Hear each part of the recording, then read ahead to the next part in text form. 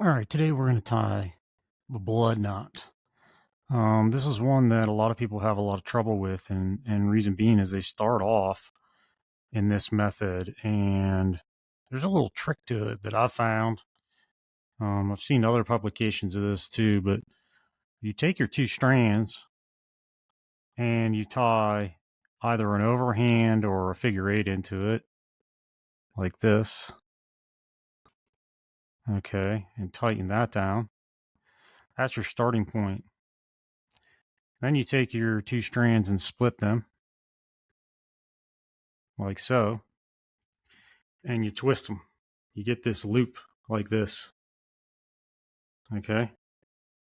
And then you basically just start to twist this loop. 1, 2, 3, 4, 5, 6. I like to do about 7 or 8.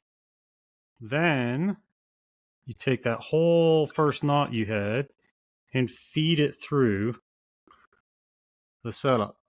Now, while that's fed through, you start to draw your knots down. Once you get them drawn down to where it holds that loop, you want to wet it.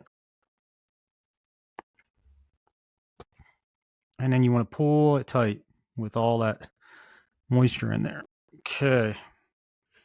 Get my spit out of the way, and there you go. You have your blood knot. Now that it's tight, you can trim both of these pieces real easy. Heavy line here, super tight.